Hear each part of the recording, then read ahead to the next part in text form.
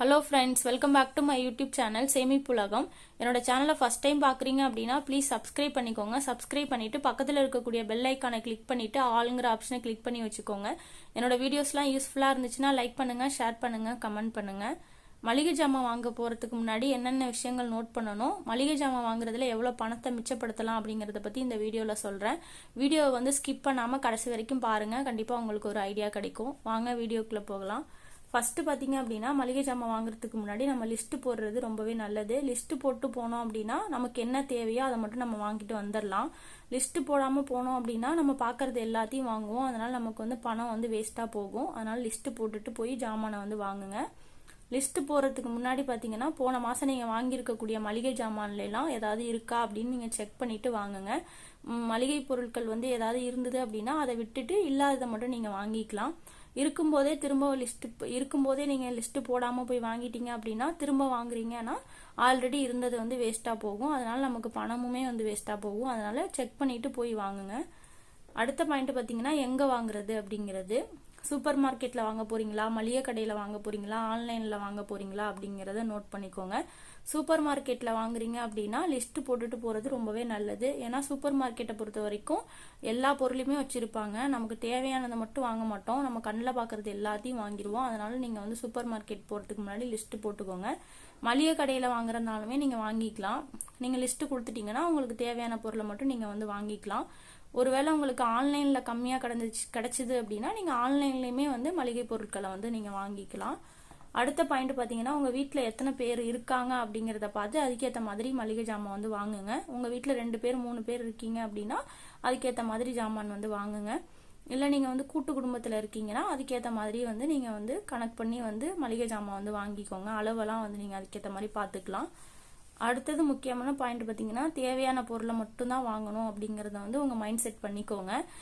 தேவையில்லாமல் எதையுமே வந்து வாங்கக்கூடாது. நமக்கு என்ன தேவையோ அதை மட்டும் நம்ம வாங்கணும் அப்படின்னு நினச்சாலே நமக்கு வந்து பணம் மிச்சமாகும். முக்கியமாக இந்த சூப்பர் மார்க்கெட் போய் வாங்கணும் அப்படின்னா கண்டிப்பாக கண்ணில் படுறது எல்லாத்தையும் நம்ம வாங்கிட்டு வந்துடுவோம். ஆனால் அதில் பாதியை நம்ம யூஸ் பண்ணவே மாட்டோம். காசு தான் வந்து நமக்கு வேஸ்ட்டாக போகும். அதனால சூப்பர் மார்க்கெட்டுக்கு போகும்போது லிஸ்ட்டு போடுறது ரொம்பவே வந்து முக்கியம். அடுத்த விஷயம் பார்த்தீங்க அப்படின்னா, எந்த பொருளை எப்படி வாங்குறது அப்படிங்கிறது நமக்கு தெரிஞ்சிருக்கணும். உதாரணத்துக்கு பார்த்தீங்கன்னா, இந்த காஃபி தூள், டீ தூள், ஷாம்பு, லிக்விட் ஐட்டம் அந்த மாதிரிலாம் நீங்கள் வாங்குறீங்க அப்படின்னா இது எல்லாமே நீங்கள் பாட்டிலில் இருக்கிறத வாங்காதீங்க. ஏன்னா ரேட் அதிகமாக இருக்கும், உங்களுக்கு குவான்டிட்டியும் கம்மியாக கிடைக்கும். இது எல்லாமே வந்து பேக்கெட்டில் இருக்கிறத நீங்கள் வாங்கிக்கிட்டீங்கன்னா உங்களுக்கு ரேட்டும் குறையும், குவான்டிட்டியும் வந்து அதிகமாக கிடைக்கும். அதனால இந்த மாதிரி பொருட்கள் எல்லாமே நீங்கள் வந்து பாக்கெட்டில் இருக்கிறதே வாங்குங்க. அடுத்தது பார்த்தீங்கன்னா, பட்ஜெட் போட்டுங்க. இப்போ நம்ம மாதத்துக்கு இவ்வளோ அமௌண்ட் ஒதுக்கணும் அப்படின்னு சொல்லி உங்கள் ஃபேமிலிக்கு ஏற்ற மாதிரி 2000, 3000, 5000 உங்கள் ஃபேமிலிக்கு எவ்வளோ அமௌண்ட்டோ அதை வந்து நீங்கள் பிளான் பண்ணி பட்ஜெட் போட்டு வாங்கினீங்கன்னா நீங்கள் அதுக்குள்ளேயே வந்து வாங்கிக்கலாம். நீங்கள் எந்த பட்ஜெட்டுமே இல்லாமல் போய் வாங்கணும் அப்படின்னா நிறையவே வந்து நமக்கு காசு வந்து வேஸ்ட்டாக போகும். பட்ஜெட் போட்டுக்கோங்க. அதுக்கேற்ற மாதிரி மந்த்லி பட்ஜெட்டு.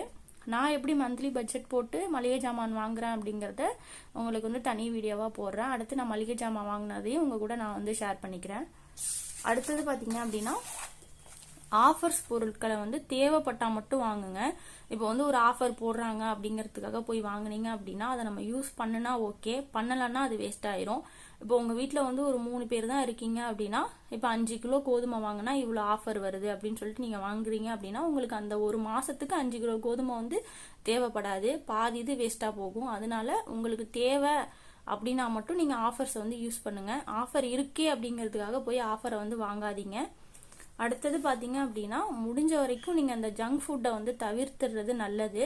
நீங்கள் மைதா உணவுகள் இருக்குல்ல அந்த மாதிரி ஐட்டங்களை நீங்கள் வாங்காதீங்க. நீங்கள் கடையிலே போய் வாங்குறீங்க அப்படின்னா அந்த பிஸ்கெட்ல எல்லாம் அந்த மைதால தான் மேக்ஸிமம் எல்லா பிஸ்கெட்டுமே செய்கிறாங்க. அதனால அந்த பிஸ்கெட்லாம் நீங்கள் வந்து தவிர்த்துட்டு ஹெல்த்தியான ஃபுட்டுக்கு வந்து மாறுறது ரொம்பவே வந்து நல்லது. அதனால் அதுக்கேற்ற மாதிரி நீங்கள் வந்து பொருட்களை வந்து வாங்குங்க. இப்போ வந்து நீங்கள் சுண்டல் அந்த மாதிரி ஐட்டங்கள்லாம் நீங்கள் வாங்கி வச்சுக்கிட்டிங்கன்னா, அந்த பயறு, சிறுதானியங்கள் அதெல்லாம் நீங்கள் வாங்கி வச்சுக்கிட்டிங்கன்னா வீட்டில் ஸ்நாக்ஸ் மாதிரி செஞ்சு நம்மளே சாப்பிட்டுக்கலாம். இந்த மாதிரி மைதா ஐட்டங்கள் வந்து ரொம்பவே உடம்புக்கு கெடுதல். அதனால் அந்த மாதிரி ஐட்டங்களை வந்து வாங்காதீங்க.